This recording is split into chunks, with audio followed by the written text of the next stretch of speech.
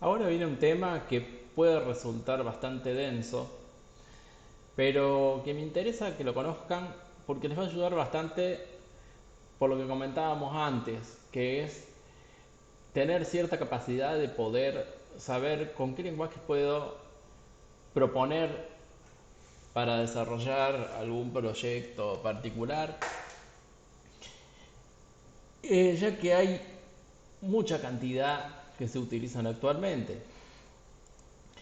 Incluso hay varios rankings que sugieren cuáles son los más utilizados. Este es uno bastante conocido, que es un índice basado en la popularidad de los lenguajes que obtienen a través de incursionar en cómo comentan los usuarios en foros, en repositorios.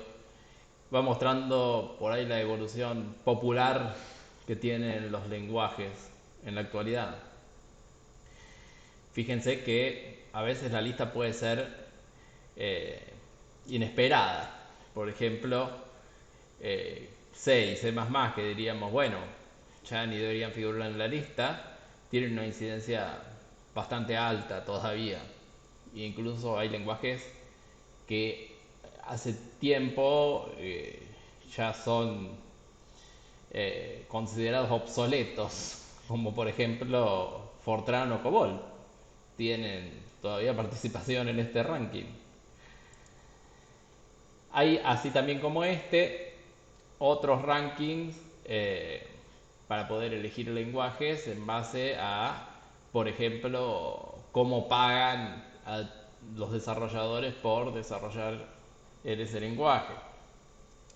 Lo que más me interesaría a mí es que, más allá de todos estos rankings, ustedes puedan contar con herramientas o criterios propios para poder realizar la evaluación ustedes mismos y a la vez poder entender ciertas cuestiones que no van a ver en otras asignaturas, pero van a escuchar mucho en la práctica profesional. Por ejemplo, muchas veces van a escuchar decir que un lenguaje es mucho más expresivo que otro y sin saber a veces qué quiere decir bien ese término de expresividad. Así que vamos a empezar a analizar varios criterios a tener en cuenta que yo podría utilizar para seleccionar un lenguaje. Después de esto vamos a hacer una actividad práctica. No vamos a ver todos los criterios, inclusive una lista exhaustiva de criterios es imposible. Vamos a ver los más importantes que se podrían considerar. Por ejemplo, la simplicidad de un lenguaje. La simplicidad de un lenguaje a veces es bastante fácil de reconocer porque me implica la presencia o la ausencia de cosas que van a reducir la complejidad. Es decir, yo no encuentro cosas complejas. Si no encuentro cosas complejas, el lenguaje es simple. Es bastante subjetivo, pero se puede cualificar de alguna manera. Por ejemplo, que tengamos una cantidad apropiada de construcciones o constructores o instrucciones del lenguaje. Un lenguaje que tenga muchísimas, obviamente no va a ser muy simple. Y la ausencia de cosas que me permitan hacer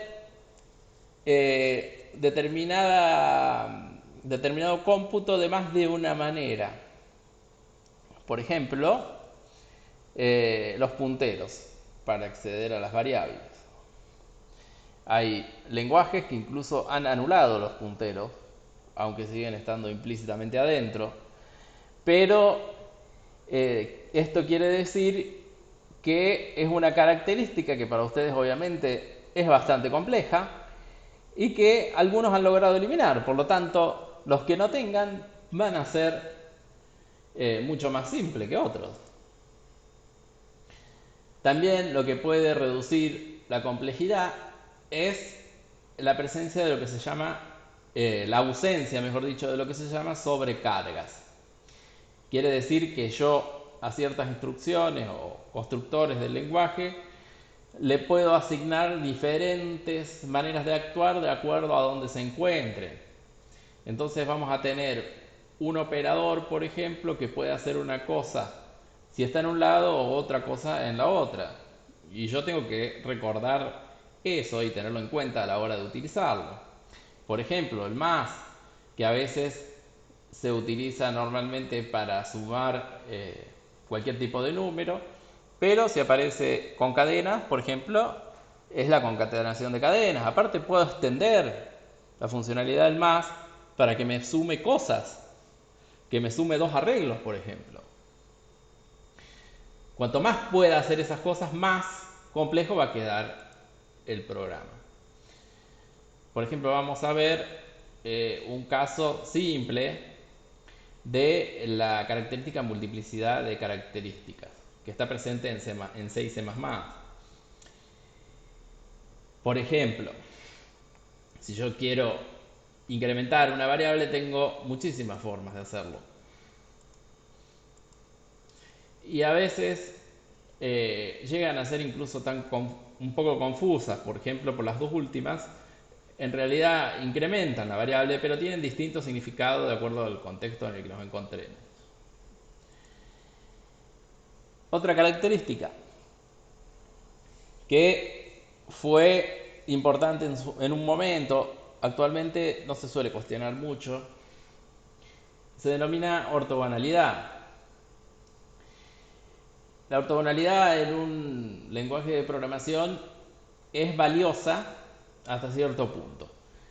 Quiere decir que yo cuento con cierta cantidad de constructores o de instrucciones del lenguaje y las puedo combinar de distintas maneras para crear cosas más grandes.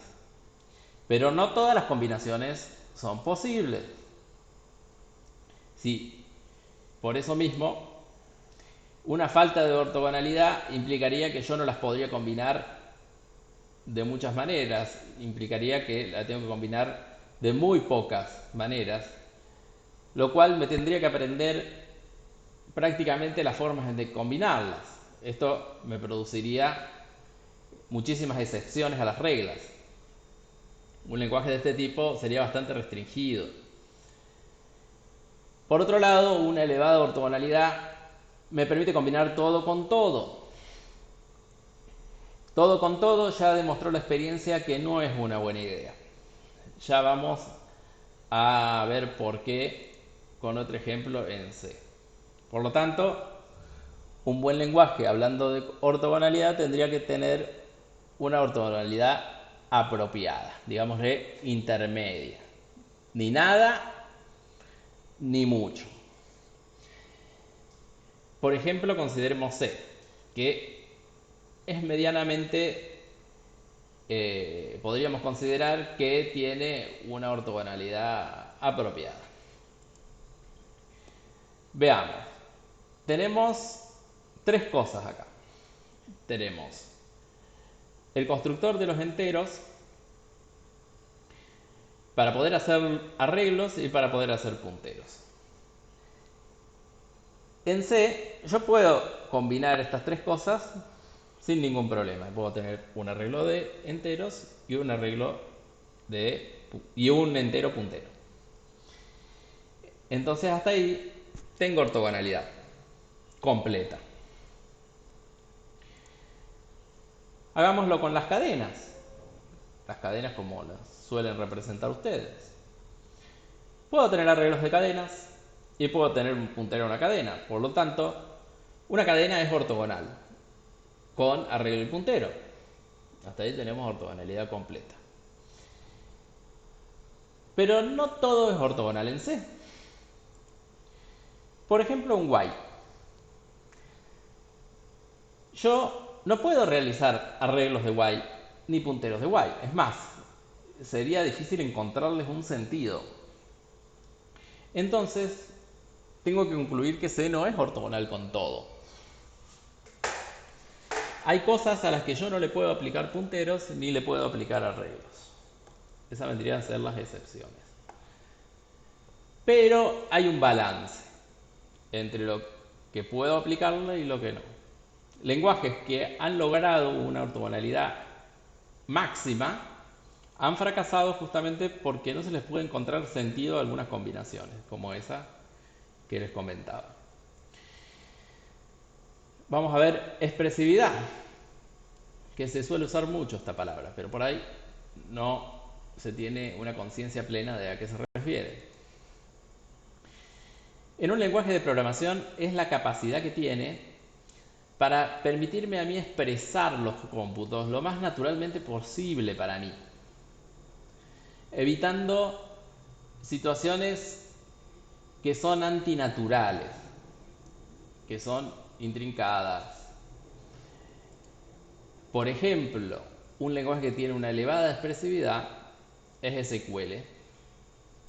Si yo miro una sentencia de SQL, generalmente va a tener una forma en la que yo la puedo leer prácticamente como si fuera del lenguaje natural. En esta instrucción, por ejemplo, le estoy diciendo que me seleccione los DNI, los apellidos, los nombres de una tabla que se llama personas y me las ordene por apellido. Prácticamente lo expresé en lenguaje natural y eso me devuelve un resultado. También es valorable tener un diseño apropiado de la sintaxis, así como tener una ortogonalidad apropiada. ¿Por qué? Este criterio me va a expresar el efecto que tienen los programas de cómo combinamos los elementos entre ellos para formar las sentencias. Ya dijimos que la sintaxis tiene que ver con la forma de las sentencias o la estructura. Si yo proveo una forma de sintaxis que me evite situaciones confusas, voy a tener un diseño apropiado. Hoy en día la sintaxis de los lenguajes se parece bastante. ¿Por qué? Porque se han utilizado técnicas de buenas prácticas entre ellos que han eliminado prácticamente cuestiones que confunden. Por ejemplo, una que se solía dar al principio es que los lenguajes eran de formato fijo. Formato fijo quiere decir que en un renglón yo tenía que ubicar las sentencias como si fueran columnas. Y si me pasaba de eso o iba a un renglón abajo, ya era un error. Ahora prácticamente podemos expresar las sentencias de un lenguaje en cualquier cantidad de líneas. ¿Por qué? Porque las sentencias tienen un terminador, que en el caso de C++ es el punto y coma. Así que no tenemos problema. Antes también se solía dar el caso de que las palabras especiales, como por ejemplo for, while o if, se podían incluso utilizar dentro del código, como si fueran nombres de variables. Eso, imagínense lo complejo que podía resultar y era producto de un mal diseño de la sintaxis. Por ejemplo, en las primeras versiones de Fortran, este lenguaje tenía un formato fijo. Solamente son válidos o eran válidos los primeros 72 caracteres de cada línea. Por ejemplo, si yo quería escribir esa instrucción, el compilador de Fortran iba en realidad a ver esta. Con lo cual obviamente me va a generar un error. Ni siquiera está terminada la cadena. Otra cuestión que tenía Fortran es que justamente las palabras especiales no eran reservadas, o sea que yo las podía utilizar en cualquier punto, incluso como el nombre de una variable. Fíjense lo confuso que resulta eso. Algo que también puede influir en cómo seleccionar un lenguaje de programación es la flexibilidad que me brinde con los tipos de datos. Obviamente hoy en día estamos exigiendo a los lenguajes que tengan facilidades para definir casi cualquier tipo de datos que yo quiera o requiera en mi aplicación. Si el lenguaje no me permite, no me ofrece él un abanico apropiado de tipos de datos o me permite a mí definirlos de una forma bastante clara, obviamente tenemos un problema de flexibilidad de tipos de datos. Por ejemplo, C no es tan flexible en lo que respecta a tipos de datos. Consideremos ya de base que no tenemos el tipo de datos booleano. Tendríamos que usar una variable numérica para poder expresar una variable booleana con verdadero y falso. Pero tenemos ciertos inconvenientes. Por ejemplo, si yo pongo límite igual a 1. ¿Qué estoy queriendo decir? ¿Que alcancé un límite o que el límite es el valor numérico 1? Que podría ser 2, 3, 4. Con un lenguaje que incluya tipos booleanos, eso yo no tendría problema con esa aclaración, porque quedaría efectivamente claro que en ese caso, por ejemplo, llegué a un límite. Otro criterio que fue muy valorado en la actualidad y fue en el pasado, digo, y que fue cambiando de significado, si queramos decirle, en la actualidad, es la eficiencia. Al principio se buscaba que los lenguajes generen programas que puedan ser ejecutados muy eficientemente sobre el hardware, porque el hardware tenía muy pocas características y era muy caro y muy inaccesible. Entonces yo tenía que hacer un programa mínimo que se ejecute muy rápidamente. Luego, cuando fue mejorando el tema del hardware, se hizo un poco más énfasis en la traducción eficiente, es decir, que el programa original se pueda llevar muy rápido al lenguaje máquina. Imagínense que antes ese proceso podía demorar bastante. Incluso actualmente para ciertas aplicaciones, especialmente de escritorio, en las que necesitan compilarse, un programa que tenga muchísima cantidad, miles o millones de líneas, puede demorar bastante el compilador en llegar al archivo ejecutable. A veces eso se debe tener en cuenta. Pero hoy en día, más que todo, se hace énfasis en lo que es la programación eficiente. Es decir, que yo pueda escribir y mantener rápido los programas. O sea, hace más referencia a una utilización eficiente de los programadores y de los recursos humanos. Es la que se suele usar actualmente como eficiencia. Por ejemplo, en el pasado, ¿qué más eficiente que programar el lenguaje máquina o lenguaje ensamblador, que es una evolución del lenguaje máquina? El código prácticamente es el que interpreta la máquina y estamos hablando el mismo lenguaje que ella.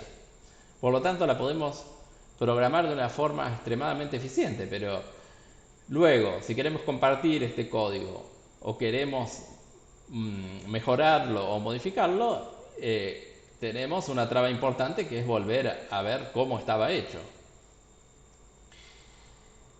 Otro criterio a veces es el costo. El costo es bastante variable porque puede influir de diversas maneras. Suele considerarse el costo de entrenar a los programadores si el lenguaje no es muy conocido. El costo de las herramientas para el desarrollo, aunque hoy en día la mayoría de los lenguajes tiene interfaces o entornos de desarrollo gratuitos, suele proveer un bastante abanico de opciones.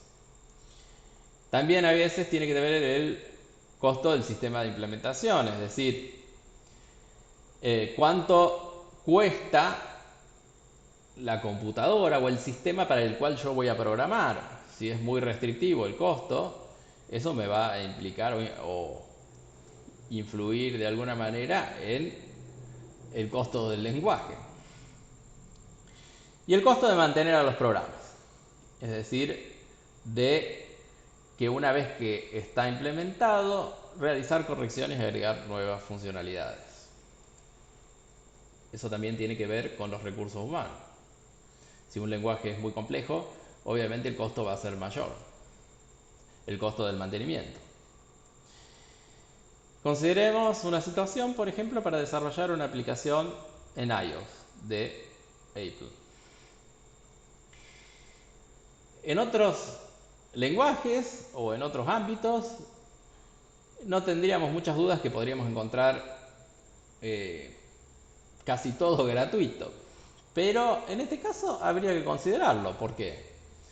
Porque para poder programar de esta manera, primeramente vamos a necesitar una computadora Mac con el sistema operativo apropiado. Vamos a necesitar un entorno de desarrollo. Afortunadamente, Apple lo ha ofrecido gratis últimamente, se llama Xcode. Y sería recomendable también tener dispositivos para pruebas. Y ahí ya tendríamos que hablar de iPhones o iPads. Aprender el lenguaje, que a lo mejor no es tan sencillo ni es tan difundida la información para poder desarrollarse de manera experta eh, manejando el código de los lenguajes que proveen ellos o que soportan ellos. Y finalmente, bueno, si tengo que acceder a ciertos servicios para poder mejorar el desarrollo de las aplicaciones. Por ejemplo, en el caso de Apple es interesante tener una cuenta de desarrollador, como lo denominan ellos, que me facilita la distribución de las aplicaciones, me ofrece otros tipos de servicios. O sea, es todo un tema considerar el costo en este caso. Bien, veamos un poco de portabilidad, que ya vamos a ahondar un poco más en eso, pero vamos a verlo desde un punto de vista básico. La palabra portabilidad quiere decir que yo puedo transportar los programas míos de una computadora a otra prácticamente sin tocarlo. O sea, sin reescribir el programa original. Si yo no lo tengo que reescribir para nada, el programa es altamente portable. No importa que yo lo tenga que compilar para cada sistema independientemente. Por ejemplo, si lo tengo que compilar para Linux, si lo tengo que compilar para Windows, si lo tengo que compilar para iOS. Si yo no tengo que hacer muchas modificaciones o casi ninguna al programa original escrito en texto, el programa es elevadamente portable. Si aparte de eso yo puedo llevarlo sin tener que compilarlo del todo, es aún más portable. Bueno, la portabilidad depende de varias cosas. Primero y principal, para no tener que reescribir el programa, tiene que haber un estándar del lenguaje que me lo acepte tanto Linux como Windows. Y va a depender un poco también de la traducción, o sea, de cómo se realiza la compilación, si me permite una sola vez compilarlo y poder llevarlo a distintos ámbitos. Por ejemplo, Java es un lenguaje altamente portable. No es portable 100%, pero es altamente portable. ¿Por qué? Porque yo tengo un programa escrito en texto y un compilador que me lo compila de una manera en la que yo, con solo agregar un pequeño componente en la computadora donde quiero ejecutarlo, me lo va a permitir ejecutar tanto en Windows como en Unix. Unix es la base sobre la que se construye Linux en los sistemas de Apple, etc. O sea, Java tiene esa capacidad, que ya lo vamos a ver también un poco más en detalle. Un lenguaje debería tener una elevada facilidad de lectura. Quiere decir que yo, como ser humano, lo pueda entender fácilmente viéndolo y permitiéndome de esta forma ir siguiendo la lógica de lo que va realizando. Esto es importante, muy importante para el mantenimiento. Es un criterio compuesto porque depende de varios. Va a depender de la simplicidad, de la ortogonalidad, del diseño de la sintaxis, de la flexibilidad de los tipos de datos o de otros y de otros. La facilidad de escritura, que a primera vista pareciera ser lo mismo, pero no lo es. ¿Por qué? Porque se refiere a cuán me es fácilmente para mí poder expresar algo en el lenguaje. O sea, cuán fácilmente para mí es escribir un programa. por primera vez. Esta característica o este criterio a veces es de difícil comparación, digámosle. ¿Por qué? Porque hay ciertos lenguajes que están hechos para poder escribir programas de una manera mejor en cierta área que en otra. Por ejemplo, SQL me permite escribir de manera muy simple o muy fácil software para programar base de datos. Pero sería extremadamente incomparable con C para escribir lenguaje de base de datos, porque C no fue diseñado con esa finalidad. O sea, a veces es como mezclar diferentes tipos de fruta. Va a depender de la facilidad de lectura y de la expresividad. O sea, de cuán fácil sea para mí expresar algo justamente. Confiabilidad. La confiabilidad es una capacidad que va a tener el lenguaje de proveerme a mí herramientas o medios para que los programas puedan ejecutarse confiablemente ante ciertas condiciones.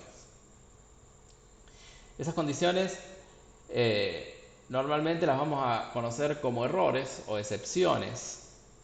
Y si el lenguaje me provee medios para tratar con eso, es extremadamente confiable, porque yo las puedo detectar y puedo informar al usuario, puedo corregir incluso lo que esté mal, para tratar de ofrecerle la usabilidad que tiene que tener aún aconteciendo esa situación. La confiabilidad va a depender de varios factores, también como los otros criterios que vimos antes de facilidad de lectura y facilidad de escritura. Uno de ellos es que se puedan verificar los tipos de datos. Ya lo vamos a ver también en detalle, que si yo puedo chequear que un entero es un entero, me voy a evitar que un usuario intente accidentalmente o queriendo tratar de meter un doble donde está esperado un entero. Si yo tengo algo que me lo verifica a tiempo, puedo tratar esa condición sin que se me produzca el error. Manejo de excepciones también, que lo vamos a ver en detalle, es para que una vez que ocurre algún error, yo tenga medios para poder manejarlo y seguir. Que no me bloquee el programa, que no me haga un crash, como se suele decir. También va a depender de la facilidad de lectura, la facilidad de escritura. Veamos un ejemplo de confiabilidad en Java, porque Java tiene verificación bastante intensa de los tipos de datos y me permite a mí evitar ciertos errores, incluso en el momento en el que yo estoy escribiendo el código. Por ejemplo, acá hay un pequeño programa que obtiene un promedio de una lista de enteros, que le va preguntando al usuario para que el usuario le proporcione los enteros. Después, una vez que yo ya tengo la lista formada en la forma de un arreglo, pueda hacer el promedio de todos esos números. Fíjense que acá accidentalmente, en la parte que está subrayada, se intentó meter en la lista, que es de enteros, un número doble. El mismo entorno de desarrollo, la interfaz del entorno de desarrollo, me lo está advirtiendo y ni siquiera me deja ejecutar el programa. O sea, yo cuando quiera ejecutar este programa voy a tener un error. Esto es una buena verificación de tipo, que me evita que acontezca este error cuando el usuario esté usando el programa e ingrese un número que no es esperado. C, por ejemplo, no tiene esta característica de verificación de tipos. Quiere decir que yo incluso podría haber metido un carácter en la lista de enteros y C hubiera seguido. Pero ¿qué confiabilidad me da eso de obtener un resultado correcto? La seguridad también está relacionada con la confiabilidad, Y solemos decir que un lenguaje es seguro si no me permite equivocarme mientras programo. Me permite descubrir rápidamente los errores al programar.